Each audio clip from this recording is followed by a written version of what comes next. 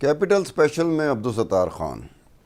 India میں 2019 کے انتخابات کے لیے 90 کروڑ رجسٹرڈ ووٹرز کے لیے 23 لاکھ الیکٹرانک ووٹنگ مشین کا استعمال کیا گیا تھا۔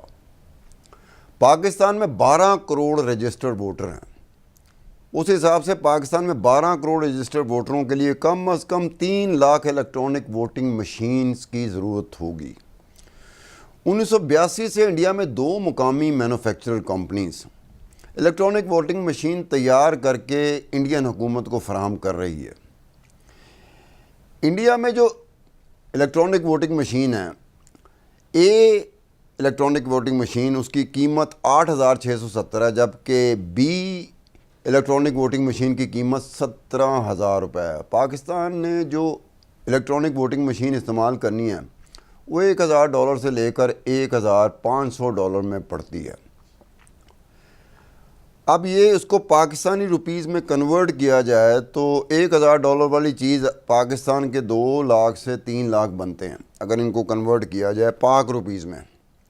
اگر پاکستان کسی مقامی مینوفیکچرر سے الیکٹرانک ووٹنگ مشین تیار کرواتا ہے تو پاکستان کو 3 لاکھ الیکٹرانک ووٹنگ مشینز کے لیے 60 ارب روپے کی مالیت کی پڑے گی، اور اگر یہی الیکٹرانک ووٹنگ مشین کسی غیر ملکی کمپنی سے خریدتی ہے تو 90 ارب روپے کی پڑے گی۔ اس وقت جب پاکستان IMF کے دروازے پر $1 ارب کے لیے دستک دے رہا ہے تاکہ یہ سال گزر جائے، تو دوسری طرف 3 لاکھ الیکٹرانک ووٹنگ مشین خریدنے کے لیے 90 ارب روپے کہاں سے آئیں گے؟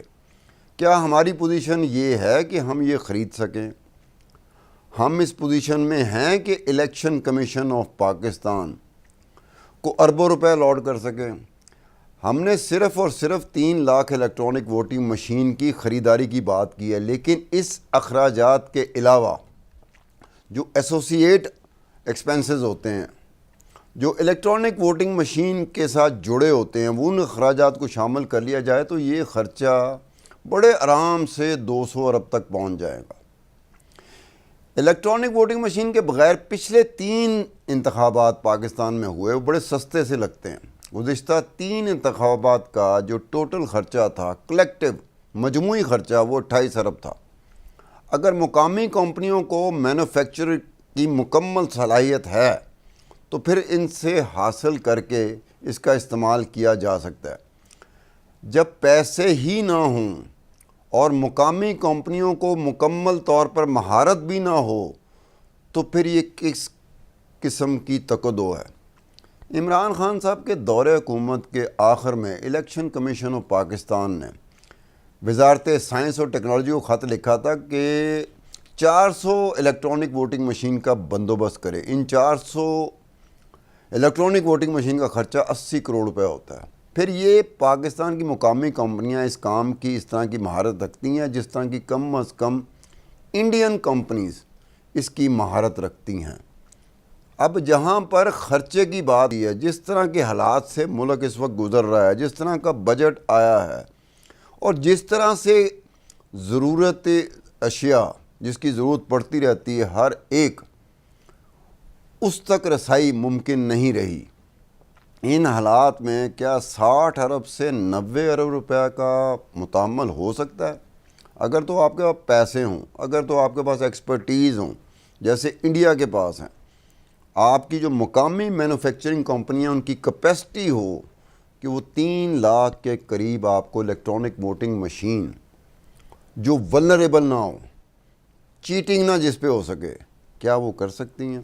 تو پھر اس کا اتنا شور عمران خان صاحب یا تحریک انصاف کی طرف سے پڑا، اس کی سمجھ نہیں آتی کہ الیکشن کمیشن آف پاکستان پچھلے 3 انتخابات کا جو خرچہ ہے وہ 28 ارب روپے ہے۔ 3 لاکھ الیکٹرانک ووٹنگ مشین خریدنی پڑ گئیں تو وہ 60 ارب سے 90 ارب روپے تک، اور اس سے ایسوسیٹڈ ایکسپنسز جو ہوتے ہیں، جڑے ہوئے جو اخراجات ہوتے ہیں، وہ بے شمار ہوتے ہیں۔ اگر ان کو ملایا جائے تو بڑے آرام سے 200 ارب تک بات جا سکتی ہے۔ یہ پیسہ کہاں تھا یا کہاں ہے یا کہاں ہوگا جس کو استعمال کیا جائے؟ عبدالستار خان کو اجازت دیجیے۔ خدا حافظ.